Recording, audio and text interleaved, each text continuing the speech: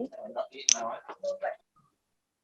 morning, ladies and gentlemen. Welcome to this session on Market and Industry Outlook.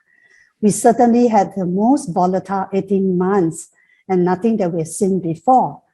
Unlike the previous crisis, whereby a certain segment of the economy is affected, like the banking in the global financial crisis, the property or hedge fund crisis, the last crisis we have seen the last 18 months affect everyone, whether you are from the rich or the poor, young and old. Every one of us has been affected in our daily lives as well as financially. However, as financial consultants and investors, we continue to look for opportunities to take advantage of the situation. As we always say, every time there's a danger, it lies opportunities. So in this session, I have three esteemed speakers here. As mentioned earlier on, we have Mr. Chiang from Public, Mr. Raymond Tang from Eastspring, and Mr. Deepak from Refinitiv. Let's pass over to Mr. Chiang. Chiang, over to you. Thank you, Madam Chair. I just briefly talk about the portfolio positioning for the past year and what do we expect going forward. So at the end of 2019, the world was just moving towards 2020 with vigor. The stock market was chugging along. There was this news of some outbreak in China. Now, most thought it'd be a relatively isolated, run-of-the-mill flu. Not many paid too much attention to it. 2020 turned out to be a annus horribilis. We increasingly heard news of the virus spreading out of China, and the death tolls started rising. Government lockdowns led to businesses and economies shutting down, and personal freedom was restricted. Fear was rampant, and investors fled from the equity markets, with the S&P 500 falling more than 30% in 1 month. Look at the chart, down 34% 1 month, and the rest of the world's stock markets followed suit. Now, the Federal Reserve acted swiftly and aggressively, cutting interest rates to zero and launching quantitative easing. Governments around the world also injected liquidity into the markets and the economy and effectively put money directly into the pockets of the citizens to tide them over. Amidst the chaos, therein lies the opportunity to buy good quality stocks at a steep discount, bargains galore. But how many dared to buy during the dark and fearful days in March of 2020? Money managers needed to make a decision there and then. Now, funds with position in the technology and e-commerce sectors performed well as people stayed and worked at home. At its peak in 2020, the top 5 US tech stocks, Apple, Amazon, Microsoft, Google, and Facebook, were larger than the bottom 70% of the S&P 500's component stocks. Now, if you put this into an Asian context, these 5 stocks were larger than the entire stock market of Japan. Now, during the same period, the healthcare sector also performed well as demand for medical supplies skyrocketed. And in Malaysia, you will recall that the glove sector outperformed the broader market by a great margin in 2020. As vaccines got approved, the markets were better able to stage a broader-based recovery. In fact, the S&P 500 has doubled from its 2020 lows. So the easy money has been made, assuming that one has been able to position the portfolio to capitalize from the stay-at-home trend as a result of the COVID-19 pandemic. Now what? In my opinion, science has triumphed and science will continue to do well. And that's fantastic. Vaccines are being rushed to people's arms in record time. The economy is reopening. Demand is returning with a vengeance. Now, this is causing supply shortages as supply chains struggle to keep up with surging demand. Production facilities which shut down during the pandemic have not been fully restored. Port congestions are creating bottlenecks at loading docks, and an energy crunch in China is forcing production to halt. Meanwhile, a shortage in semiconductor chips is affecting the production of consumer electronics as well as cars. All this has led to higher inflation. The question is whether high inflation is transitory or is it here to stay? My guess is that nobody knows for sure, but we do know what we do know is this: prices are higher now, and in all likelihood may remain elevated for a period of time. In this environment, commodities benefit as prices remain high. Companies which have pricing power to pass on the higher costs will also fare better. As the economies reopen, entertainment and travel activities are also bound to recover. Amidst the rise in inflation, bond yields have gone up and interest rates may rise sooner than expected. The Fed is also expected to announce the tapering of its bond purchases before the year ends. These policy changes may bring about increased volatility in the financial markets across equities, bonds, and currencies. On the regional front, another cause of volatility is China's Common Prosperity Agenda. Reforms to reduce wealth inequality in China has negatively impacted several sectors such as internet, education, and real estate. However, there are always opportunities. As share prices correct, valuations are becoming increasingly attractive. And for companies which are quick to align themselves in a government's agenda, they are in a better position to weather the regulatory changes. Recent policies also seem to favor hard tech. And what do I mean by hard tech? Basically, these are the semiconductors, 5G, green tech, industrials. These are preferred over the soft tech in China, which refers to the internet and e-commerce sectors. China's decarbonization plan to be carbon neutral by 2060 is also positive for the green or sustainable energy segment. Back here in Malaysia, Malaysia's stock market is not expensive when compared against its historical average PE. There are pockets of opportunities as our local manufacturing sector forms part of integral part of the global tech supply chain, and the reopening of economy will unleash pent-up demand for the entertainment and tourism sectors. Now, in spite of this, the most important thing investors can do to manage market fluctuations and uncertainties is to diversify well, which is to not put all your eggs into one basket and adopt a long-term investment horizon. Now, I want to quickly have a word about the importance of the role of the unit trust consultants.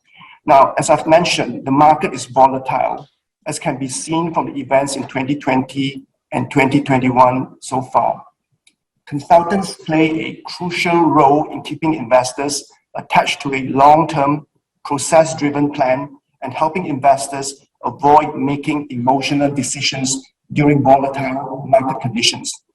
Consultants are the calming force in the face of the storm.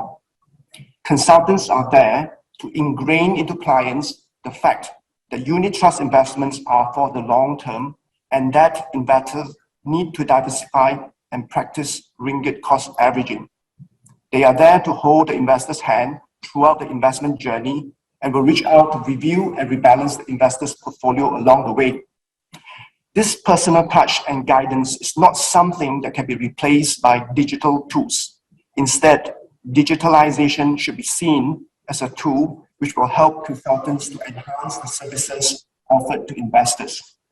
Digital tools enable consultants to increase the frequency of their interactions with investors, while investors may utilize online platforms to view their portfolios, perform transactions remotely, and receive investment-related updates.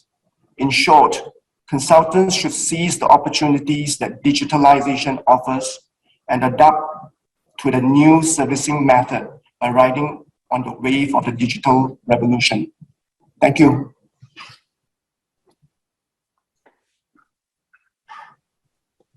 Thank you, Mr. Chang.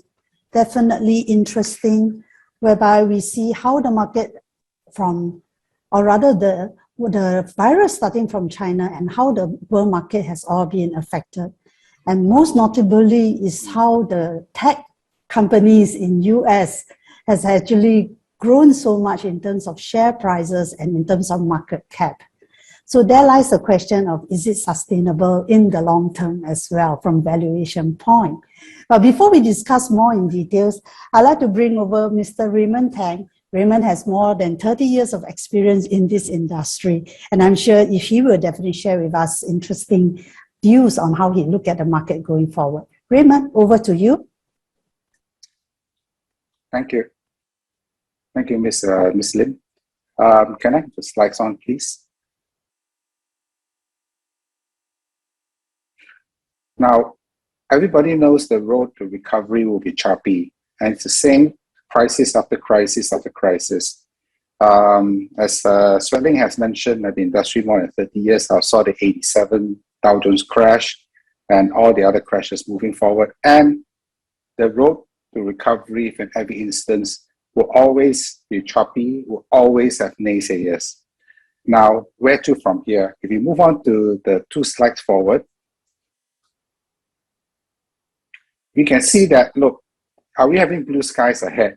Now, this is a global chart denoting the week-on-week change in confirmed COVID cases as at 3 weeks ago. So how do we read this chart?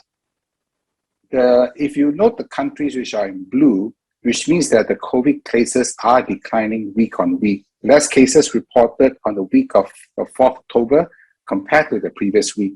And the darker the blue is, which means that the caseload is dropping faster. Conversely, if you're looking at red or orange, the darker the color, which means the caseload is rising very fast. Now, on a broad onset, it looks like everything is going to be blue skies, recovery.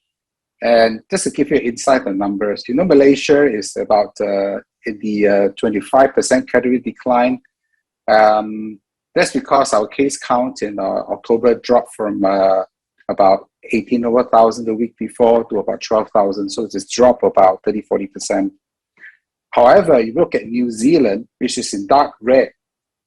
Are the cases there worse than Malaysia? No.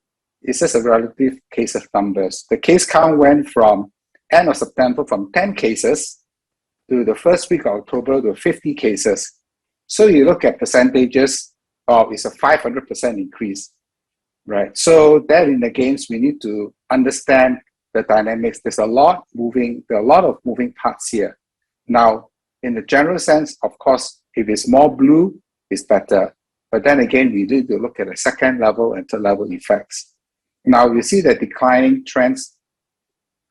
If you look at it, if you stay on back to the previous slide, please, most of the world's populated countries, North America, Brazil, India, China are all in the blue category, and also large part of Africa. Now, this is where the most global population resides, right? So that you can see that this is where the lockup in demand will be freed up, and this is where the activity will be eventually open. Now, this chart is a bit late. It's up to 4th October, as you know. This last week, Australia opened up its economy again after months and months of lockdown. So if we move on to the next slide, and the world is actually surprised by pent-up demand. Expectations of a prolonged crisis has led a lot of manufacturers cutting back orders, cutting back inventories, canceling their orders for production because they don't know. But the recovery took everybody by surprise, right? I think that half of the world's population went online to shop.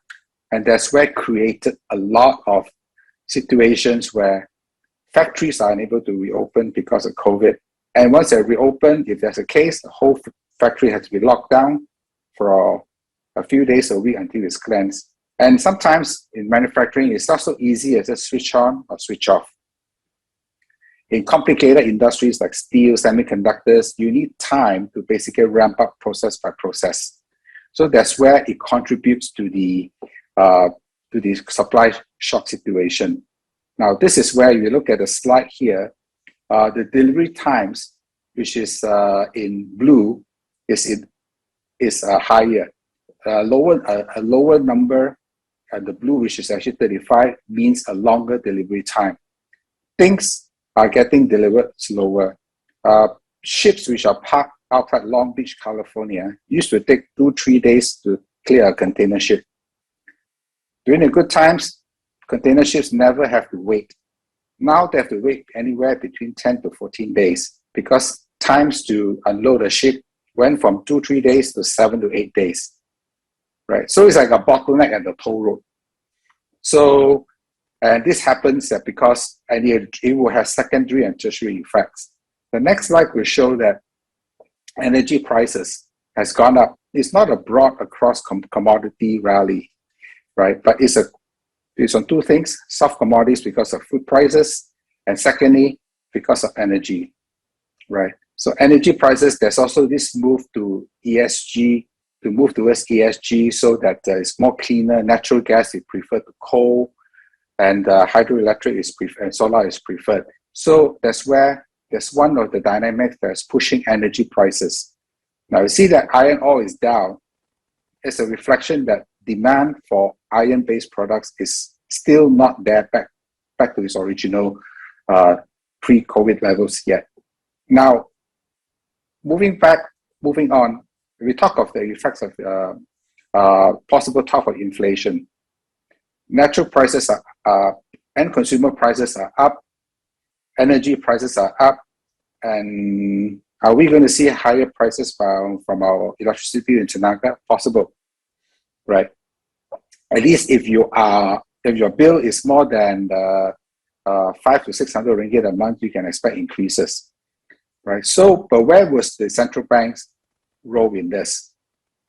This is expectations of the last 12 months, where the markets expect the central bank policy forecast. For developed markets in blue, there's actually no change. There's actually no change in their forecast rates, which means that whatever the central banks forecasted they would do, they did it. So there was no surprises. But in the emerging markets, there was a bit more choppy because the economies are less, less open. And there's a lot of budgetary factors in a lot of countries. So emerging markets have to shift gears in a while to calibrate to rebalance weak growth, as well as everything is referenced off the Federal Reserve. If the Federal Reserve moves the rates up, the whole world's interest rates curves will move. So, is this a reflection on inflation? No, this is a reflection on just the taper policy, the withdrawal of quantitative easing as planned. And this is actually old news that was been done over the last 2-3 years already. It's just stalled for the moment because of the COVID situation. You look at inflation expectations in the next slide. Actually, it's not very high, right? The economists expected inflation is back to possibly mid-2000 levels, about 2.5%. Of course, the recent hike seems very frightening. But if you look at it in the whole, it's not. Now, why do I say that? Why will prices continue to move up from here? I would say in the short term, it may, because of supply scenarios. It's just like in the early days of COVID where everybody was willing to pay high prices for surgical masks, for hand sanitizers, and even in the US, you have seen clips of people having riots over toilet paper, right? But once the supply scenario is addressed, the prices never increase further. Supply reduces the prices. So we can see the similar effect, I think, moving forward. Now, inflation moving up because of demand. There's more and more demand for a certain type of goods. Then it's worrying. But if inflation is moving up because of supply shocks, where the manufacturers or the logistics company are able to supply, that's not because of the demand. And I think in that scenario, central bankers are not willing to raise rates for that in that scenarios. So we think that it may take up in a short while, but it will not go above what we experienced in before. We will not see inflation skyrocketing 10-20%, right? Even during the Asian financial crisis, right, or even during the global financial crisis, rates stayed low. Although inflation there in some points were high. If you remember Asian financial crisis, import prices were so high because of the exchange rate, right? But inflation, expected inflation was only transitionary. It went up to 6-7% and then it came off within a year. So I guess what central bankers are more worried about is long-term inflation, right? Not transitory inflation. So coming back to our region, we cannot talk about the global without talking about China. The next slide, we talk about a bit more of China because China is important because it's the world's factory. Now, we have seen actions of the government on several sectors, as mentioned by the previous speaker. Now, how far would the Chinese government go? I would think that there will be a stop somewhere because the Chinese government values social harmony and political stability above all. Would they see, let's take for example, the Chinese property developers, would they see them collapse? I think that even if the property developers collapse, the supply of houses, which was promised, will still go on. Because if the housing situation is not addressed, if the houses which are sold is not delivered, there could be social unrest, right? So in this way, the government is actually very pinpointing that the corporates or the shareholders may have to suffer. Bondholders may have to suffer a bit, but the end consumer should not suffer, right? So I think that's where we are seeing the dichotomy in measures in having this situation.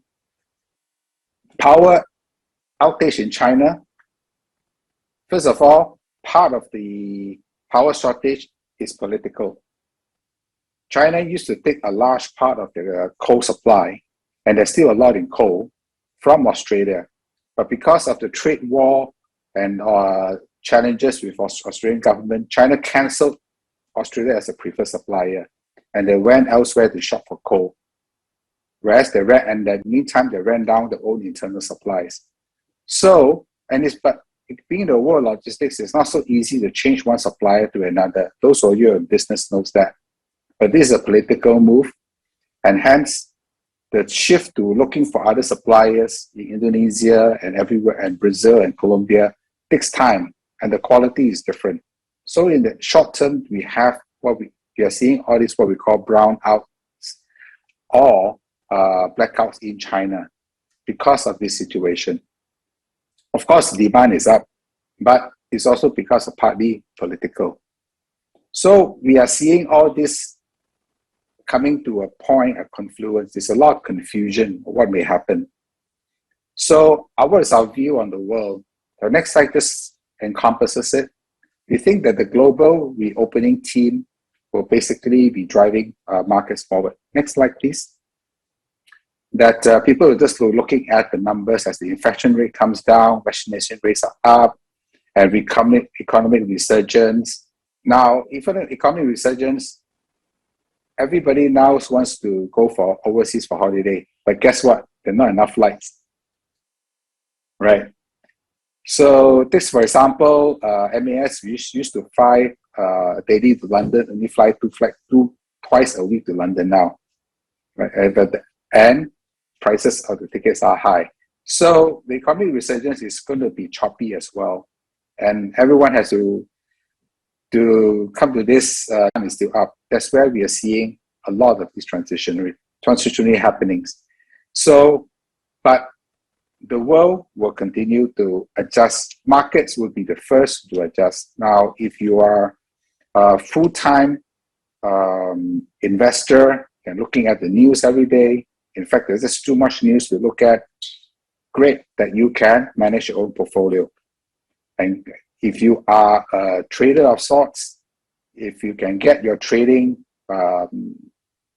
methodology correct, great. But these people are few and far in between. Not everybody can do focus on investment 10 hours a day. It used to be 10 hours a day, now it's 24 hours a day. And not everybody can be a trader. I'll be the first to admit my trading sucks. I cannot trade like a trader who can do contra or do 1 week trades. I can do investment. So I'll focus on what I know best, right? And if I have a portfolio manager which does very good trading, I'll let him or her do the trading. So I don't want to be doing everything. I just want to focus on what I can do best. Now, what can you do best? If what you do best is basically running your own business, continue to do that. If what you know best is basically running your own portfolio, continue to do that. But if you find that you are losing, you're not making money more than if you're staying invested, then you should rethink, right? Are you willing to give up the opportunity cost of making more money and having less stress? Staying up 24 hours a day to look at the news and trade your own portfolios. If you can, good, if you're retired. But most of us are not. Most of us have other things to fill up our days. So what I'm saying is the world is changing faster than you can react. It used to be, when I started out in this career 20 years ago, news, because we subscribe to Reuters then, we get the news, and the news, before it get 24 hours before it get printed out in the newspaper the next day. There was no internet at the time, no SMS, no WhatsApp. So the rest of the world will know 24 hours late. Now, the news flows comes out, everybody gets it at the same time, which is good. The bad thing is it's just too much. Which factor do you focus on? And that contributes to volatility in the market. And are you able to handle the volatility? Right. So what I'm saying is, as investors, you focus on what you do best. And for those parts which you cannot do, leave it to others. If you find that you cannot beat the markets, you can say invested in funds or ETFs. You find that you are able to beat the market at all times, by all means, continue to do that. So focus on what you can do and outsource what you cannot do to the professionals like us. That's my presentation. Over back to you, Suet. Thank you, Raymond. Definitely interesting. If I can recap quickly, what I say is that market to recovery is definitely going to be choppy, but however, there will be blue skies ahead.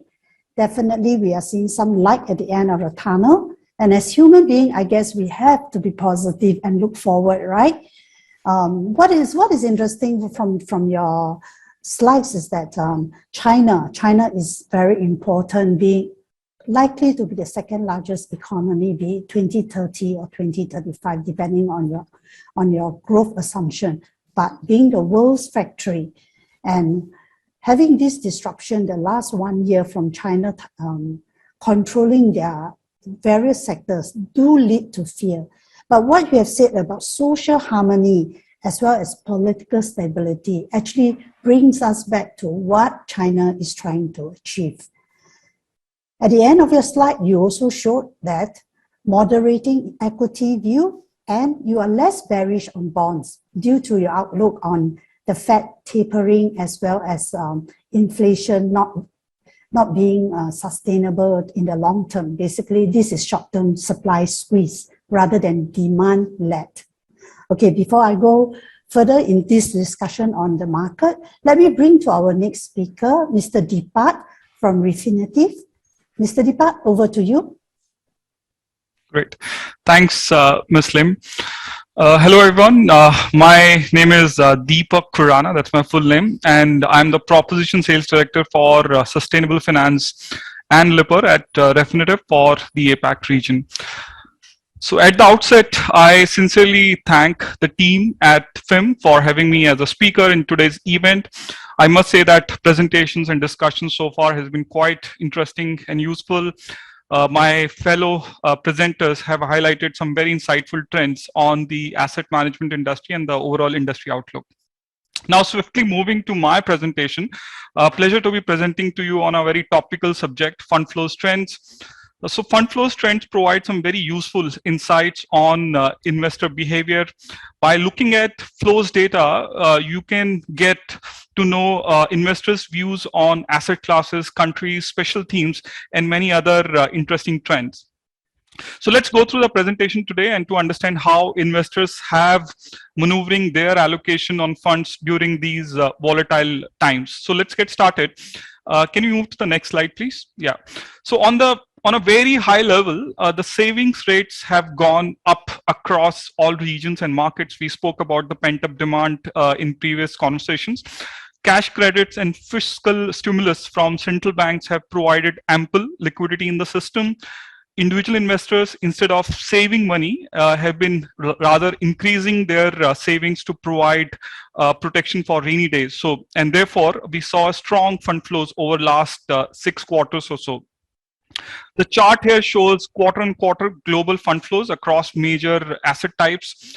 Equities in the blue bars have seen a strong demand. This has been the most sustained period of strong flows in the past 15 years. Meanwhile, bond funds in the orange bars continued stable trend of strong inflows. They have been having a good run of strong inflows for almost last 5 years. Investors seems to be on risk on mode, and therefore the majority of the allocation have been on to the riskier asset classes. Money market funds, a safe haven during volatile days, have received very limited allocation over last recent time. Equity performance and sentiments over last 6 to 7 quarters are largely driven by pandemic. Now, generally, there's a lull in the COVID cases. Again, we saw some very interesting stats in the previous conversation. Businesses that are benefited by work from home or reopening have seen very strong traction over last few quarters.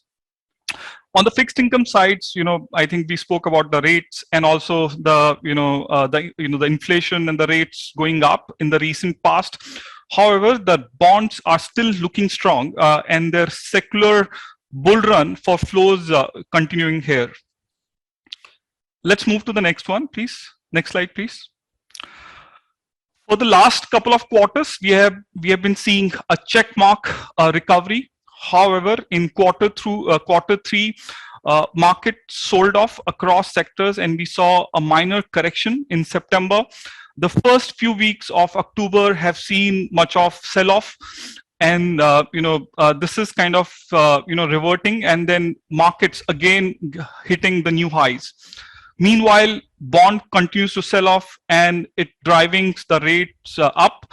However, as we saw in the prior chart, flows into the bond fund continues to be strong. We need to watch and we need to keep a close watch on the trend going forward. So on back of these sell-off bonds, we need to see if the investor appetite for fixed income funds will finally start to come down or not. Let's move to the next one, please.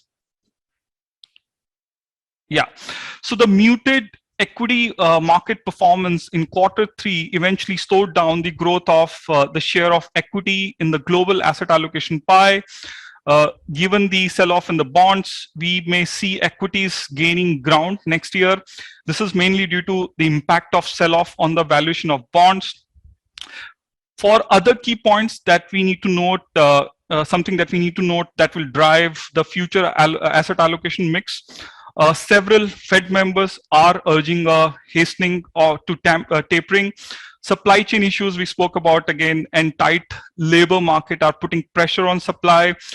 Concern around Delta variant have subsided in many developed regions. However, some after effects of pandemic are still playing out. For example, work from home is putting pressure on the businesses tied to business travel, office spaces. So in nutshell, the investor needs to stay pretty vigilant over next few months, and then need to see how different asset classes plays out and how the new asset allocation mix evolves over a period of time. Let's move to the next one, please. Great. So this heat map chart does a very nice job of explaining flows trends across major fund classification, green being the inflows and the red being outflows. So pandemic has changed the secular outflow from equity funds in US and Europe. So we saw for a very long, we have been seeing continuous outflows from the US market. People had sort of concerns over valuation, but post pandemic, we saw a quick recovery. But now we see that we are seeing some cracks in these trends. The shading of green inflows in the US has lightened.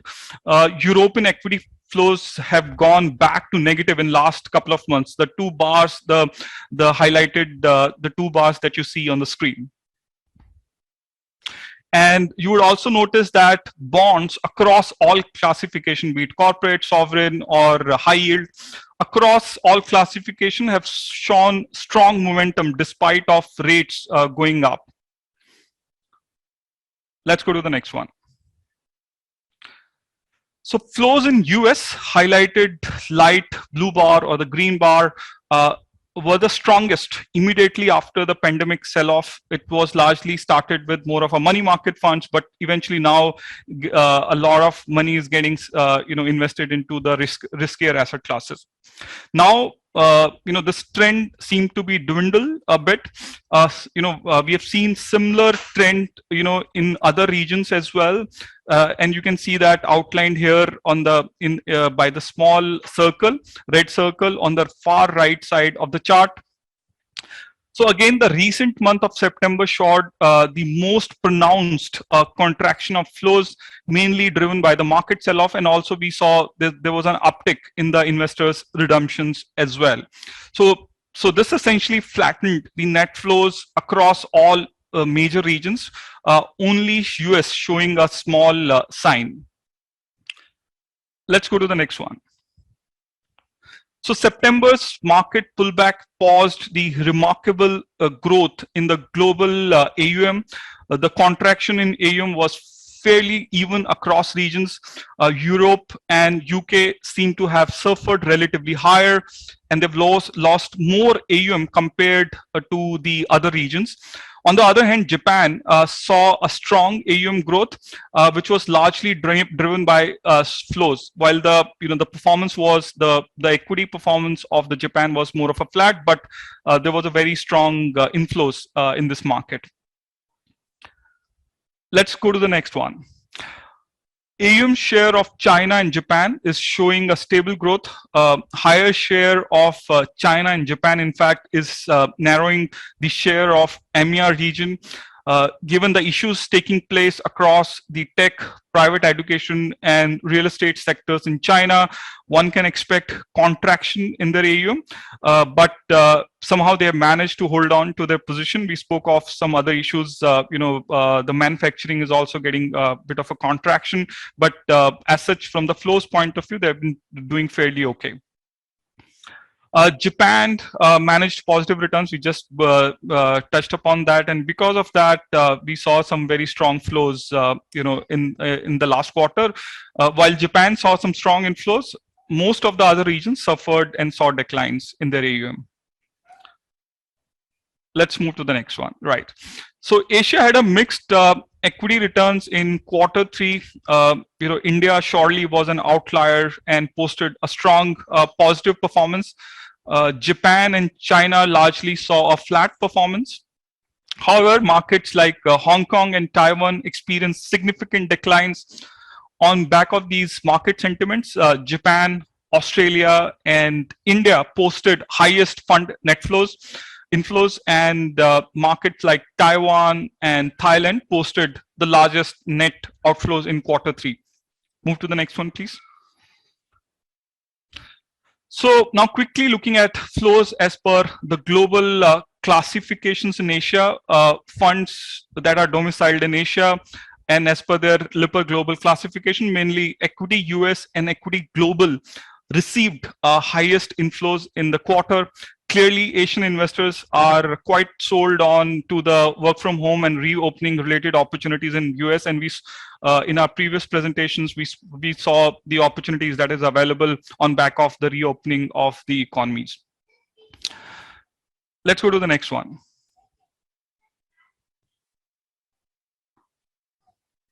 Okay, so clearly inflation is catching up here in Asia and resulting into a bit of a bond sell-off. And investors are clearly acknowledging the duration risk that they're carrying in their portfolio, and therefore they're trying to reduce allocation to bond funds in Asia.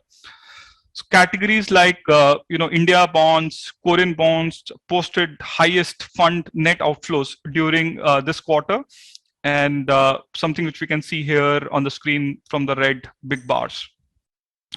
Let's move to the next section, please. Here, so yeah, so this is an interesting space, and I've got some interesting data again. Let's just quickly look at that.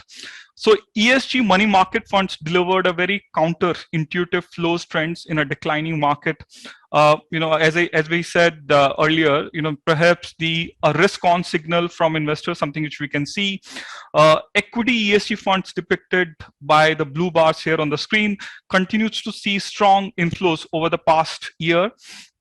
An important factor to keep in mind here is that ESG funds are clearly the biggest trend in the fund industry now.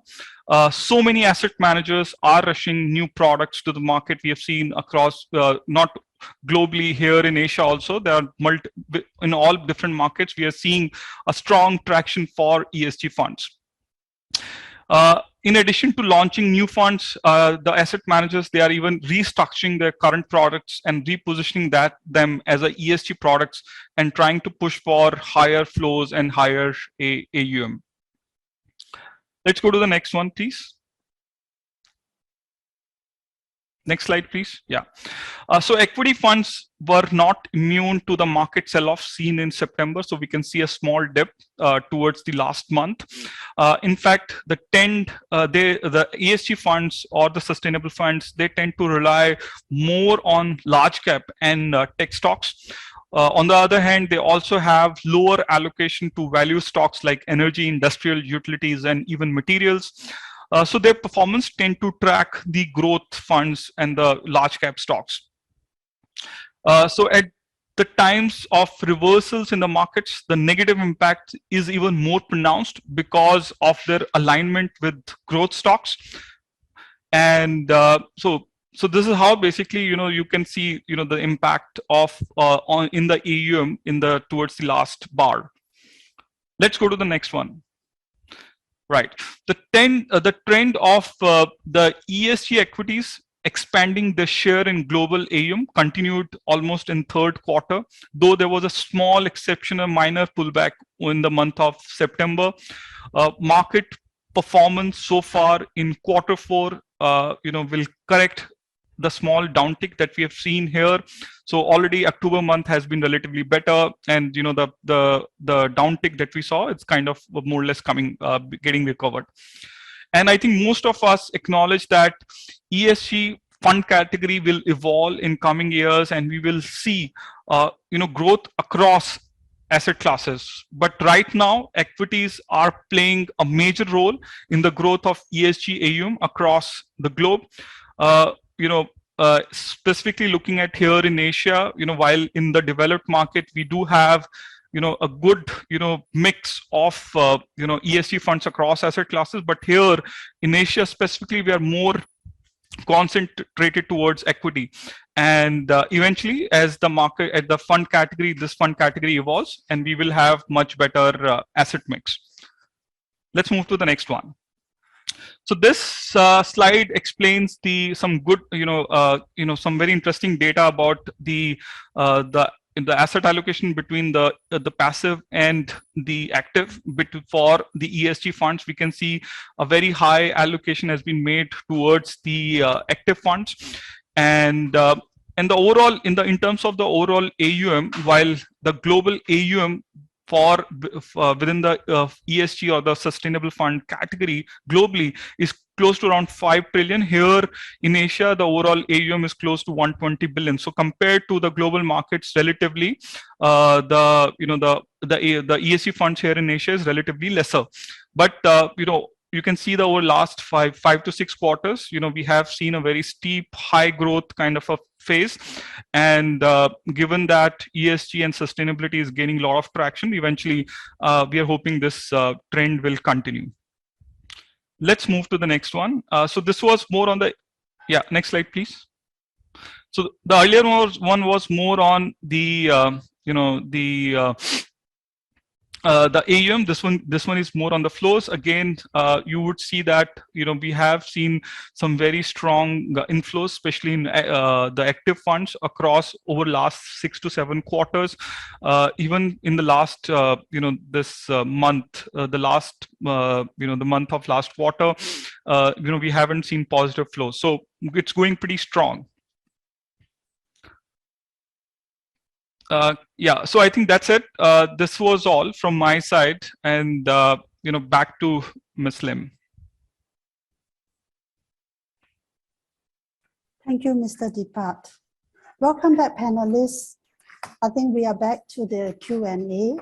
After the interesting slides and sharing by Mr. Chiang as well as Raymond, let's go to discuss into some of the questions that I've seen on the screen itself. Okay, I think as we have consultant here with us as well as some public, the views of the consultant is where should their investors be invested in view of the company's view or by the respective company, in public's case as well as Eastspring. Mr. Chiang, may you go first? As to where to invest, first, of course, you have to identify the investment objective and risk profile of the investor. That's the most important thing. Then the key thing is as I've said, unit trust investment is long-term and you need to diversify well. So as I mentioned just now, there are a few things which are driving the markets right now. So according to your risk profile, then you should have certain exposure.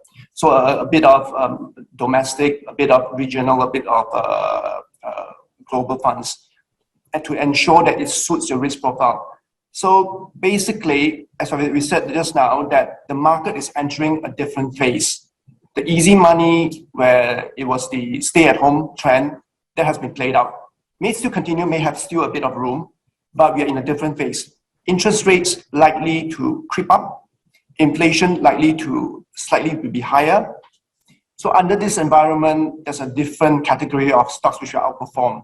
As I mentioned before, companies which have a strong ability to pass on costs, things like that, commodities.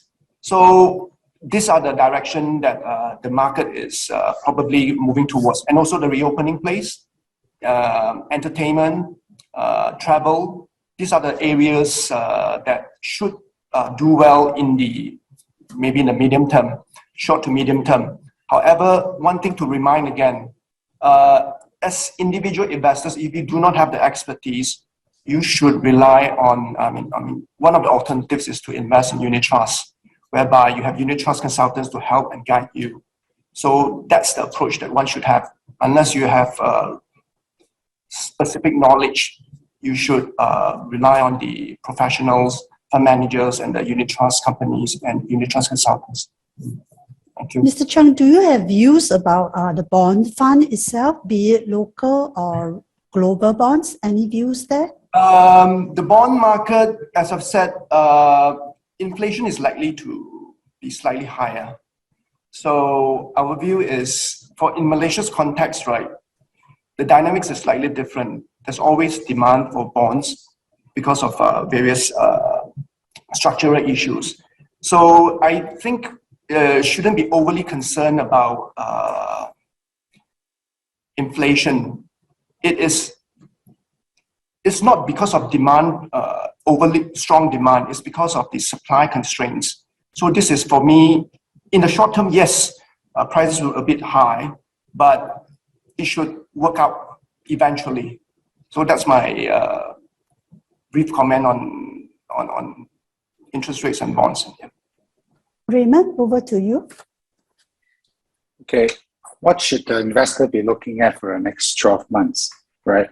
I think that one should have a clear, like I said, very back to the basics, as you have heard many times from various other conference speakers, not only here, but also from your consultants. What do you want? What sort of returns do you want? And are we willing to handle the kind of risks that are associated with the returns? If you're expecting a rate of return of 10% per annum over the next 10 years, you're going to take very high risk. Can you stomach the kind of risk and volatility and with the potential of losing half your money? If you're not, then you have to be more realistic, right? So I think that's at the first phase. And the next phase is how you're going to construct your portfolio. Are you going to construct it mainly on your own, or you let someone to help you? Do you know what to buy? Do you know to make the distinction? Let's say, for example, within bonds, are you buying more government bonds, corporates, high yield, structured bonds? Where do you put more money, and are you able to keep track of everything? So I would think that a portfolio moving forward would be a sort of multi-asset type portfolio. That you don't put all your eggs in one basket. Yes, equities seem to be doing well now, right? But you're having a 10-year outlook. It comes and it goes. And bonds may seem out of favor, then maybe you'll be buying it a bit cheaper than next year. So I guess that's where the dynamics of the moves are. Like, for example, we think the bond markets, yes, inflation expectations may be a bit higher. So if you wait for inflation to peak, you are too late because the markets already move ahead. The market has priced in wherever inflation that's to be expected over the next 12 months. So in that sense, you have to be more dynamic, or you get a more dynamic allocators. Now, there's this rise in trend of getting robo-advisors, which is basically just a computer program to help you to rebalance your portfolios. It is just basically helping or forcing you to rebalance a portfolio, because if you leave it to the individual either forgets or he looks at the gains that he's having and is not willing to sell. So I think that having a discipline is very important.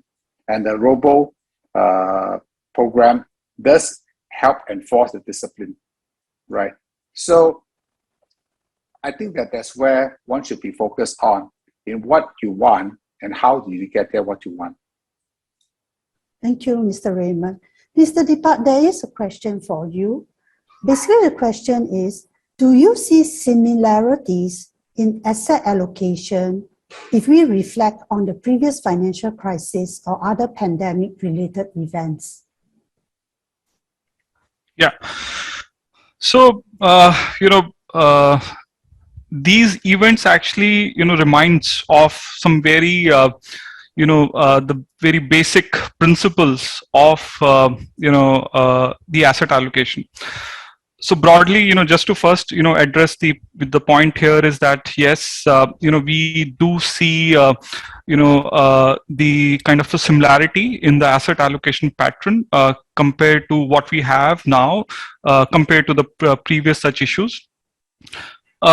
But here the situation has been really very different, right? So the central banks have been really very, sort of proactive in terms of enabling fiscal stimulus or other support measures to the economy. So, and markets have taken a complete U-turn, and we saw similar kind of a U-turn or a recovery in the previous fiscal financial crisis as well. So, and the asset allocation largely have moved in a very similar way. So in terms of, a quick word to the investors, how they need to manage their money in such kind of a markets, in such kind of situations, follow some very golden thumb rules of asset allocation. Please understand your strategic asset allocation, so that means that you go through a proper risk profiling process, understand which risk category that you belong to, and accordingly get onto your strategic allocation. That means that how much money you have to allocate to the global equity, domestic equity, global fixed income, domestic fixed income. So once you've done that, now you see how things are shaping up. Some of the asset classes, if you look at their valuations, the 10-year average or the long-term averages in terms of their valuation, you would see that some of them are, they are on the, the expensive side. And therefore, this is the time for the investors to take that tactical allocation, being a little more proactive, and then enhance their investor returns. Broadly, we have seen, in people in a, rising markets, they enter late, and then at the time when, the correction happens, that's the time they actually move out. So this is the time when the markets are a bit expensive, make a bit of adjustments in your tactical allocation. The asset classes that have gone a bit expensive, you should actually, reduce your allocation, and definitely equities is one of them. So in summary, yes, the asset allocation pattern have been quite similar. The recovery have been, pretty fast, just like previous financial crisis. And, I would suggest the investors to take a proactive tactical asset allocation call at this point of time. Thank you, Mr. Deepak. Mr. Raymond, there's a question for you. What type of alternative assets should one invest in with the current low interest rate environment? Alternatives. Alternatives is a very broad asset classes. It basically it's asset classes which are not covered by the regular equities, bonds, or money market. It can range from basically hedge funds to structured bonds, to structured products. So I guess that as it comes back to the basic question, what are you looking for, and how much do you want to risk, right? So I guess that we always come back to the basics and ask yourself the basic questions. What is your objective in this, right? So I think an alternative has a place in a portfolio. But it should not be more than, I think, 5 to 10%. 10% is actually on the high side. So alternatives, it can be you buy a structured product, they are betting on the price of crude oil, or a put call on or a put on, say, CPO prices, or anything of that nature. I think the bankers will be willing to structure any products and for you. I think that that's basically a more tactical, a mini tactical view, narrow on one sector or on one stock, right? So it has a space, but it takes you have to keep a very sharp eye on it, because the volatility in some of these alternate spaces can be quite high. And if you take like hedge funds as an alternative, they are gated most of the time, which means that you cannot sell anytime as you like. You're going to sell only 4 times a year, right? And if you are not committed to stay there for more than 2-3 years before you start withdrawing money, they won't even offer you a place in it. So that's again the expectations. Yeah, so exactly. You must know what are you expecting, and you must be able to take the risk as well, right? Mr. Chiang, there is one question here for you. It was shared yesterday, millennials don't have the patience to wait for returns. As market cycle is long-term, how do we convince them that this is worth waiting? Education. You may think there's no quick way. I always say, invest, don't trade, invest long-term. I mean, the young, they may want things in a fast manner, but history and knowledge, past experience tells us that you need to understand that it is a long-term process. You want to gain financial freedom, you need to have a step-by-step financial plan. And there's no quick way of making money. If you do, it could just be luck, so be it. I mean, good on you. But for me, invest whole, long-term, proper investment plan that should put you in a good position to eventually realize your long-term financial goals.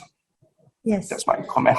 Correct. You got to invest for long term, and I guess the other word is dollar cost averaging, because if you don't average when the market is down, you will be always chasing on an up market and see the losses and the pain when the market do the correction. So if you're looking to invest for long term for your retirement or for a certain objective, then continue to average, and whether it's an up market or down market. Okay, I am getting a prompt from the host. Let me just give the last question to Mr. Deepak. It's from an anonymous question. Are ESG inflows predominantly in passive funds driven by large global fund houses like BlackRock and Vanguard? Or do you see ESG funds inflow into other managers or active funds in this case? Yeah, so that's a great point. And to be really very frank, I don't have the data on back of my mind. But yes, broadly, some of the innovation around the sustainability funds or the ESG funds within the active space is largely driven by the global leaders. The regional firms here in Asia, they are largely, the whatever fund launches that we have seen in recent past that have come from the active that has come more on the active side. So yes, I think I do agree with the point that the most of the growth or the traction for the passive funds is largely driven by the global large firms. Thank you, Deepak. Thank you, my panelists, for such interesting, interactive discussion on the market going forward, as well as what the consultant should do to continue to guide, help, listen to their investors. Over to you, Ibrahim.